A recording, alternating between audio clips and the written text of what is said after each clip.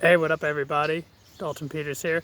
So, I was thinking about what I wanted to do with some of my free time, and I thought, since I'm taking psychology courses at the moment, I would maybe sort of refresh my memory as well, and then by doing videos on topics that are related to the courses I take, as well as maybe just, being able to talk to all of you in some way or another, and just being able to start a dialogue. I always love intelligent conversation, and that's one of my favorite things to do, is to talk about potentially complex topics and see different perspectives of everybody.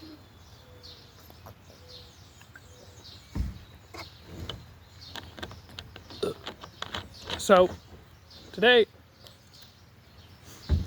I just want to talk about and this is going to be a multi-part series, of course, because there's a lot to get into, right? I mean, there's a lot to get into. But the first thing I wanted to talk about is relationships. So, in my experience with talking with people for a long time, I've seen all sorts of different things on people saying, well, this isn't working, that's not working. And the question is always, back to, well, why isn't it working? That's the obvious question, but the answer is not so obvious, right? And it seems to me that what happens is there's so many small things that build up and build up and build up that we don't address, that by the time it gets to the point where shit hits the fan, we know that we can kind of, theorize or maybe guess, make an educated guess as to why this has happened. But I mean, we don't really have a pinpoint answer, right? We might have gone oblivious to stuff.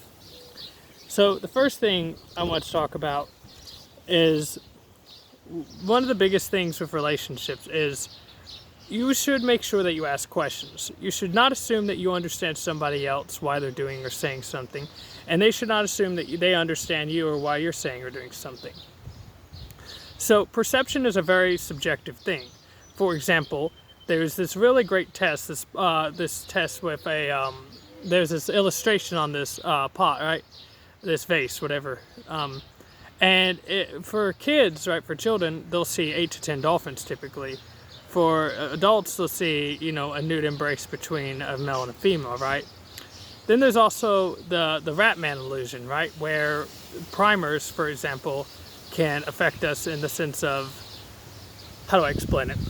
So if you see the pictures, you might see, a rat, right? But if it's shown with animal images first, right? This is a primer, and this is when one stimulus affects another stimulus, right? But if you see, human images, you might see, instead of a rat, you might see an old man with glasses, right? And so, other factors without us even realizing it, right, can affect us in a multitude of ways, right? And so then we have to go on and we have to think about a selective attention. Well, what are we paying attention to? What are we oblivious to, right? There's this really great study in which, if you just search up dodgeball monkey experiment, right, you should find it, in which it shows, it shows like you're supposed to pay attention to how many passes the people in the I think it's the white shirts make to each other. In the middle of it, this gorilla walks by, right, and about roughly, half of the participants don't even notice the gorilla just walking by and, smashing its fucking chest and stuff, right? So, we're not really aware of everything that goes on. And that's because, there's so much processing, right? That if we were to take, a moment and to address everything, important, not important, immediate threats, etc., from an evolutionary standpoint, from a psychological standpoint, right? We couldn't react in a timely manner to preserve ourselves, right? And to make sense of our environment. I mean, that would be, could you imagine? Every stimulus that came your way, right, that you just gave it the same attention as something else. Here's a good example: texting and driving, right? The reason that's such a big problem, right, is because of selective attention, right? You can only pay attention to so many fucking things, right? So many fucking things. Like, you don't. And when you're looking at your phone, right, you might as well be closing your eyes. And then your attention shifts back and forth, right? And you think, I'm a great driver. Yeah, well, so did all these other motherfuckers and dipshits who said that too, right? I mean, go figure, right? Go fucking figure. And then there's, of course, how our, maybe our expectations or our biases might affect us, like with top down and bottom down processing, right?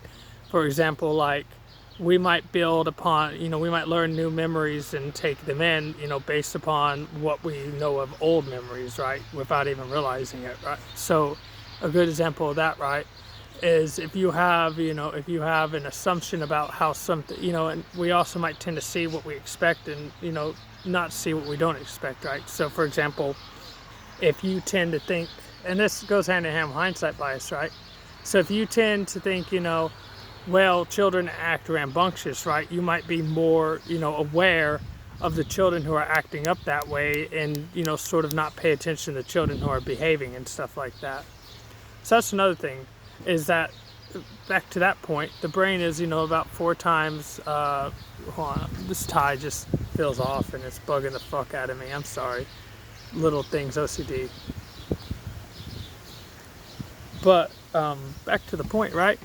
So the brain is about 4 times more likely to be predisposed to negative thoughts, remembering those and experiences, than it's to positive experiences. So maybe perhaps, that you're just remembering 1 or 2 bad times, and because of those 1 or 2 bad times, you're willing to completely write off all the other good times.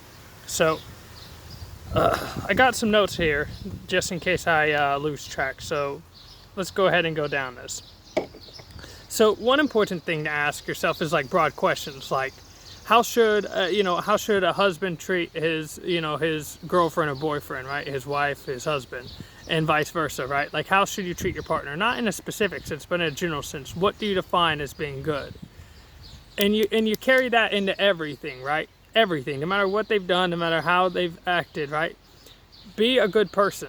Now, that doesn't mean you have to accept shit and take crap and be, just an agreeable person who gets fucked over. Quite the contrary.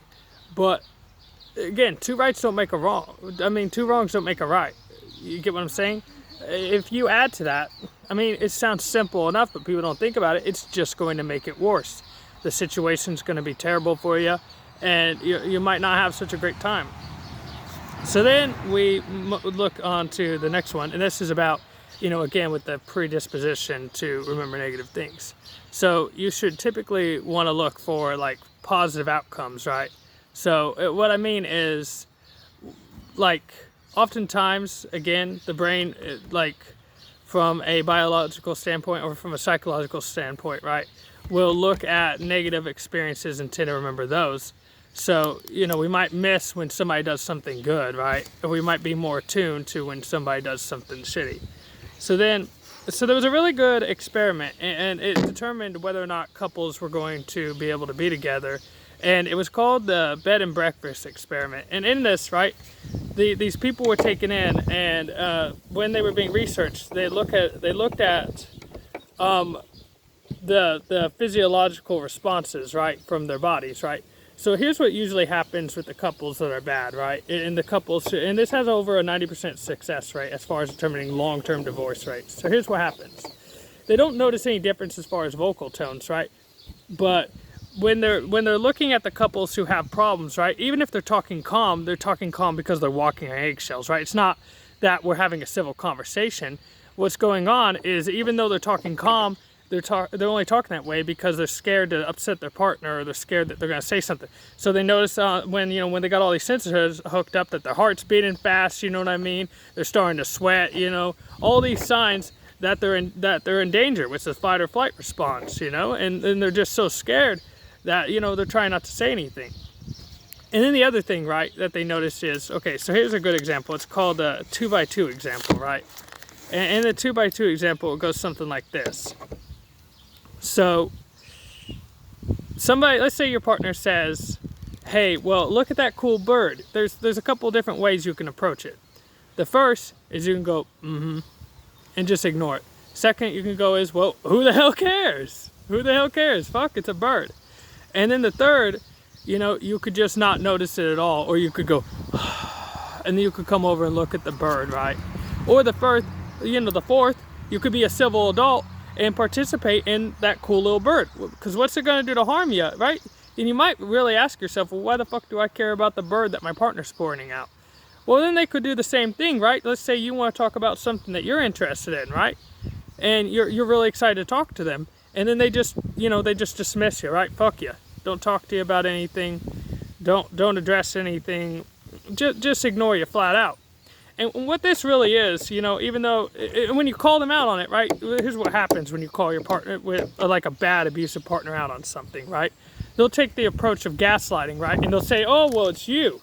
You're the problem, right? What are you talking about? I didn't say that, or you're just imagining things, or I didn't give you any tone or back mouth, or you're making a big deal out of it." Listen, no matter what, you don't have to justify your feelings. A normal civil human being, even if you think it's irrational, right? Even if you think somebody's feelings are dumb and they might be over exaggerating, here's an easy response if you don't want to start drama. Just be like, why do you feel that way, and what can I do to prevent that from happening again in the future? And it's like, that's a good question. What do you do? Like, the simple answer is you just ask them why they're feeling that way, instead of making them feel dumb for it. Because we are our own biggest critics, right? I mean, a lot of people don't want to admit it, but sometimes, we sit there, we might say, well, man, I'm a piece of shit, oh, I did this wrong, or maybe, maybe I'm a bad father, maybe I'm a bad boyfriend or mother or whatever, We already criticize ourselves enough, so we don't need it from somebody else, So what you can do is you can just ask them, why are you feeling that way? And then you can talk, because who knows, you might feel bad, or something might be bugging you, and then you need to talk to them. And then they're going to recall the time when you acted like an asshole. Hey, good luck figuring that out, man. I mean, good fucking luck. Hold on for just a second. Okay, sorry about that. I'm back. Just had to take a small break to talk to my grandmother. God bless her. I love her so much. So, back to what we were saying, right? What it's saying, and Jordan Peterson does a really good example and explains it better than I could, right? Is when people do shit like that, it's pretty much like saying, I'm so exhausted, when you go, or say, yeah, who the hell cares, and stuff like that. It's pretty much like saying, I am so exhausted from this relationship, and there's so many problems, and I don't even know where to begin. And I'm going to package that all up, I'm going to deliver it to you, and then when you call me out on it, I'm gonna say you're wrong. Even though I know that you know what's going on, I'm going to say you're wrong, because it's easier in this immediate moment and less draining to continue long-term suffering than to deal, and continue moderate bumps and to deal with one major bump and then have to, and then get rid of all the other potholes, right? Millions of moderate potholes, right? Even though cumulatively, down the road, they're going to add up and become catastrophic. That seems in the moment, right, for a lot of people, better than that one big pothole that you got to run over to, to fucking squash the problem. And so, people do that all the time. So then we move on to, that takes me into, I have two analogies I like to use. First is the dirty room analogy, and, a school crush analogy. So for the first one, right, a lot of people are always afraid of changing, afraid of addressing stuff, right? Because they're afraid of the fear of failure, the fear of rejection, right? They're afraid of change, they're afraid of fucking something up. So, there's two ways you can approach it. The first one is failure is never an option, and you can lie to yourself. And that sounds like a great inspirational quote, but that's a lie. Failure is the most readily available option at all points. Right? Failure is right next door. It's your next door neighbors, and it's always knocking, asking to come over and, maybe just, invade your space, dirty up your surroundings, your environment, and everything, and just make your life a mess, right? But there is one thing you can control about that when failure does happen, right? You can learn from it, and you can do everything you can to do two things. One, minimize the impact it has on you for the future. And two, minimize the chances that it will happen again. So then the second option is you can sit there and do nothing. And you might think, well, if things just stay exactly the way they are, even though I don't like them necessarily, if I don't take any risk, and if I don't take any chances, everything's going to be cool. It's not great, but it's familiar, I can accept it. And because it's familiar, I like it. Well, here's the problem with that. So let's say you have a room, right? And in your room, you decide, I'm not going to clean it. And you think I'll just leave things the way they are, right? I don't want to mess with anything because I might misplace it or forget where it's at. It's all familiar to me. I know my environment and my surroundings. So then a week goes by, it gets dirtier. Then a month goes by, it gets even more dirty. Then a year goes by, and holy shit, now try to tackle it. We've all seen those horrible, horrible images from Reddit and YouTube and Facebook and Twitter of just these catastrophic looking rooms, like a hurricane came through, or like some fucking, like a pack of animals just ran around and had it filled in, just jumped around and everything. And if you haven't, you should, because it's a great example that you can see and understand how that could, translate into what your life might be like, right? If you just leave things the way they are, if you don't work on things, right? If you don't improve. So another example, and I'll get to the school crush example, right? But again, familiarity, but also comfort is a big part of why people don't change, right? So exercise is a great example, right? I've talked to a lot of overweight people, for example, on what was the biggest, what was the biggest challenge for you, right? The challenge, obviously you would think, right, would be exercising, right? And it's like I get exhausted and stuff like that. And those are all true, or maybe, oh, I don't want to be embarrassed, at the gym, I don't want people to look at me funny and shit like that. Well, there's two questions for you. When does the pain of staying the same get too much to where you have to change? And if you don't change now, sometimes later becomes never, right? There's a lot of, unfortunately, overweight people who end up with diabetes, go in a coma, or die from from being too heavy. And this can apply to all things, right? Let's say you wait on taking a test, right? So for example, I almost got fucked over. Thank God I was able to turn in a late assignment, because my professor was absolutely an amazing, understanding guy, upstanding dude. But, I sort of pushed off till later. I told myself I'd do it later. And I take a nap. Well, it almost became too late, and it would have if I didn't, again, have a great professor. So, in that regard, sometimes later becomes never. So, when you do it that way, the damage might already be done. And again, constant maintenance is important too. We'll get back to that in a second. But being uncomfortable, right? For me, even though I've lost a lot of weight, right? It was uncomfortable physically and mentally to go out in the gym looking fat, and having people stare at me and shit like that, working out and feeling so fatigued and sweaty, and just gross as fuck, or more than I already was. But there's an admission for all things in life, right? To reap the reward, right? You've got to pay some type of price, right? If you want to really, if you want to go out to a cool dinner or something, for example, right? You got to pay some type of admission in the form of how do I put it? Money, right? But it could also be investment, like with a relationship where, you're putting in mental energy, you're putting in your spoons, right? Which spoon theory is another great thing that we'll touch on in another topic. But to sum it up briefly, spoon theory is the idea that, we only have so many spoons we can spend on different activities, and those activities vary in how many spoons it will cost us. And then at the end of the day, when we go to sleep, we recharge our battery and get more spoons, right? So unless, you plug in, you're going to get drained, right? And then, affects the way you perform and the way you can maintain yourself and what activities you can and can't do. A phone on 10% battery, right, doesn't, can't do all that great as if it was fully charged, and doesn't, it can't, and dear God, try to make it through the day on 10% battery, right? You're just not gonna. So it's important to recharge and reset, and to make sure that, you're staying healthy and aware of what's going on in life. So, back to that again, right? Daily maintenance is a lot easier than, if you let your room go for a year and now it's a catastrophic mess. And, oh my God, what do you do now? Well, you don't really know. Only thing bad about it being outside is I worry some mosquito or some shit is gonna come and fucking pop me in the motherfucking face. I hate fucking summertime for that reason. So, again, one last example is the school crush analogy, and it's the, we've all been there, or at least a good amount of us have, right? Where we don't ask out our crush, and then we're just left with what ifs. What if? Yeah, what if?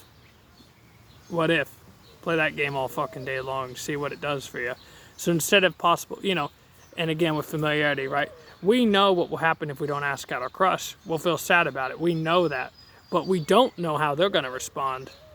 And because we don't know how they're going to respond, that failure would hit especially harder, right? And so we just fucking psych ourselves out of potential reward just because of unfamiliarity, discomfort and fear. And great job. Good for you. You did really great. Try living your life in a fucking bubble all day long. Somebody will come along and pop it. And the people, and it'd be easier if you popped it than if somebody else did, because they don't know, it's not like they're necessarily going to know how, when to pop it and expose you to the world, and make you vulnerable, or maybe they don't care. So the next thing is, here's a very basic example. Look at a picture of your partner. Just pull up a random picture, right? And take a look at it. And I'm going to take a smoke here for a second. I'm going to leave you to think about for a second. What are some of the things that first pop in your head? Just the first things, first emotions, first feelings, maybe thoughts, memories, patterns, etc. that pop in your head when you're thinking about your partner. Just go ahead and take a moment.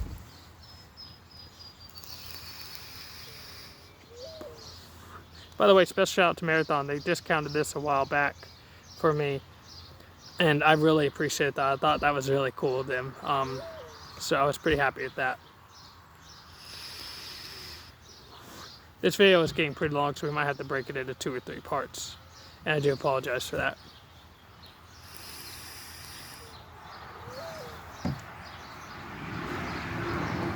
Alright, so back to my point. So if you thought about it, you might have some good memories, some bad memories, etc., etc. Now, if you have good memories, and they're nothing but good memories, well then good for you. You can skip this part. But if you have bad memories, let's say you recall a memory or a moment or something, how long ago was those bad memories, and why are they still there?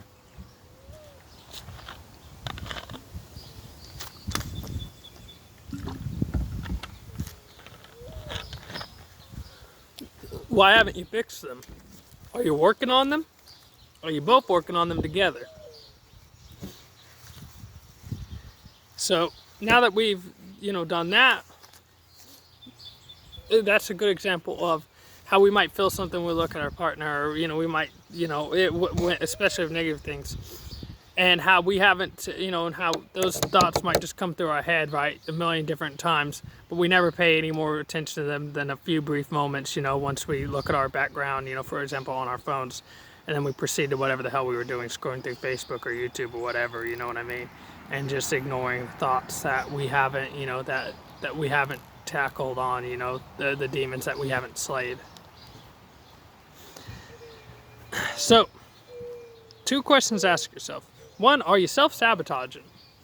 Meaning, I'm scared of getting really close, so again, because I'm scared of the failure, I'm going to end it on my terms, because that's easier than the potential of it ending on somebody else's terms, which could be so much worse. I know what it'd be like if I ended it, but I don't know what it'd be like if they ended it. Wow, great logic. So you're going to fuck it up either way, when you don't even know what the outcome could be. Fantastic logic. I'm so happy for you. You're not the problem at all, right? You're not the problem at all. No, it's not your fault. Just go ahead and do that. And try doing that for every relationship and see if you ever keep one. That's why so many people get in relationships and they fuck them up and they end them, and they go 2, 3, 4, 5, 6 months at most, right? Because they get in this mindset of, oh, well, things are bad, so I'm just gonna fucking give up. I'm just gonna fucking give up and quit. Oh my God. How the fuck do you get anything done in life when you can't handle adversity? I mean, like, really, how do you get anything done? I can't imagine that there's anybody like that who has healthy relationships, has a stable job, and then, has a stable environment, right, and a good support system, if they're constantly facing adversity and just giving up. Because, you're going to face adversity in all aspects of life, but why is it, especially when pertaining to relationships, why is it okay to just give up and just say, fuck it? So the next thing is, can you fix the problem? Have you exhausted all of their options? You know, to what extent are your biases or your past, you know, or your expectations of somebody affecting the relationship? Are you expecting too much of them? Are they realistic? You know, as far as your bias, do you have this idea that they're a fuck up and maybe you only look for the bad things, right? And you're especially, you know, aware of when they fuck up, and just, you know, that you don't really give thought to all the great things that happen in the relationship, and vice versa. So then, again, communication, right?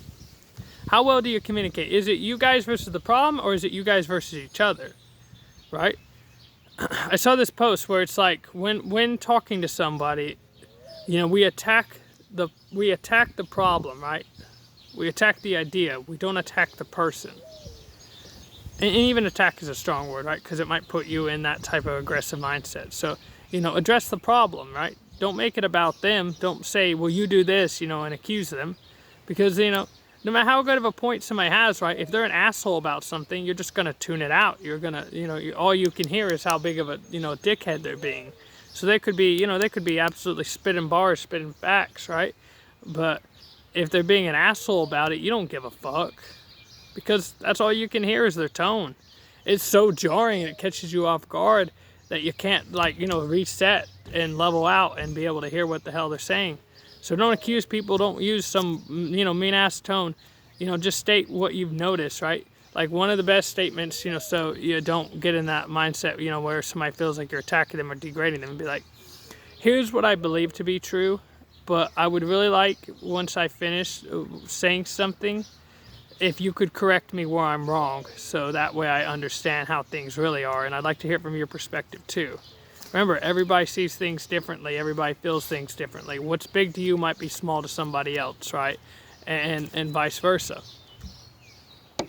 So the next thing is, have you tried your best? Have you, again, have you exhausted all of the options? Maybe, you know, it might be even just, you know, how much effort is worth putting into the relationship, right? How far are you willing to go? Because, you know, no matter what, right? Like, this might sound like extreme, but maybe even marriage counseling, right?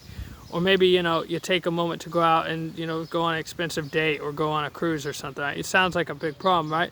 But eventually, you know, if you're looking, at least from this perspective, right? If you're just looking to just continue, you know, hopping away from people, you know, and moving on from one person to the next, then, you know, you don't even need to worry about this, right?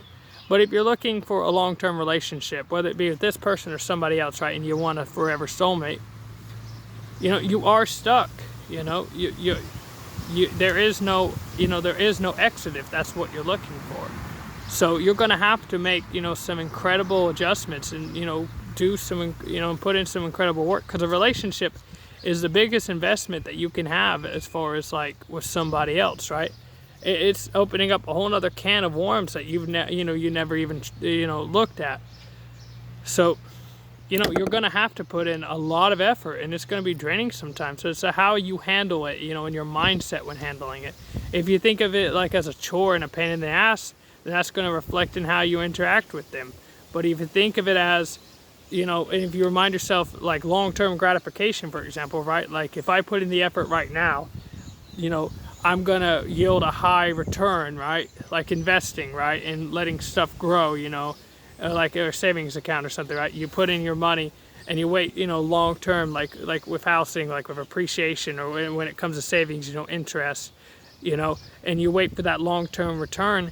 And then once it comes, it's like, hell yeah, hell fucking yeah. Glad I waited. I'm glad I waited. Because now I got this, you know, this huge reward. Instead of just, you know, going out in short-term gratification, for example, like, you know, let's say you go out and you buy, like, you know, you buy yourself like a $40 pizza or some shit. I know pizza doesn't usually cost $40, but I'm just giving, you know, a random example, the best I can think off the top of my head. You know, and you eat it right then and there, and now you got nothing to show for it, right? If you're always expecting or looking for things to please you right there in the moment, God damn, I don't want to know how you're going to do tomorrow. All I know is, you know, well, there's a few things, right? You're going to be broke, you know, or at least you're going to be poorer mentally and physically, right? At the very least, you know, and that's on a good thing. And then the other thing, right? So, have you dealt with your demons? And what I mean is simply like, if something's happened, back to the question we were asking, if something's happened in your past, like, have you dealt with that? To what extent are the things that happen to you in the past affecting you now? Like, a lot of people will say, oh, well, I'm always used to my partner ghosting me or ignoring me or abandoning me, right? And so then they're overbearing on on their future partners, and the pattern repeats, and then, it reinforces the behavior, right? When sometimes it helps to take a step back, right? You have to remember in a relationship that your partner isn't you, and vice versa. You are an individual, right? They are a part of your life, but they aren't your life, and you shouldn't make them your life. You shouldn't make everything about them. You should be able to continue living your life just as you did beforehand. And obviously they might be the biggest and most important part of it, but they shouldn't be it, because then you just overwhelm them, and they might have other activities. Everybody's got to do shit, like go to work, or maybe they want to hang out with their friends or something like that, right? Don't crowd them, right? Don't fucking crowd them. Give them space to do other things that they want to do. Don't be like, and again, don't accuse them. Don't make them feel like, that they have to walk on eggshells everywhere they go. And if they don't act a certain way, that, you're going to get mad at them, or you're going to, start crying and moaning and groaning. I'm not saying to, hide your feelings or not work through these, things. Again, back to putting in a lot of effort for a long-term reward, right? Like addressing mental illnesses and stuff, and, working through either your own or working with your partner through their illness, with them, so you can, see something. But again, don't make, you shouldn't make your problems your partner's fault. Like, if they, if you're used to being abandoned, and so, you get especially upset, when your partner doesn't return a text, or, even like, for example, Facebook, they read the message, right? And you assume, oh, they're ignoring me. Don't just jump to the worst conclusion. There's so many other factors, and I can't tell you how many times I've been wrong in the past, right? When I would jump to the worst conclusion. And it takes a lot to get, to that point for some people, but it really helps. You can see a lot of nurturing. And then we're going to go on to one last thing. Let's say it's gotten really bad and you don't know what to do, right? Here's one thing I like to do, and Big Bang Theory is a great example of this. But recall a time when it was working and running right, So, in other words, what you should do, and, again, this clip from the Big Bang Theory with Amy, Amy and Sheldon is great in an example of, you should restore it to the point when it was functioning best, right? So take a moment to talk with your partner, ask them, hey, what's the general consensus here? When was the relationship working best? What was working best when these things were happening and these things weren't happening? So take it back, dial it back, go back from there, and, reset.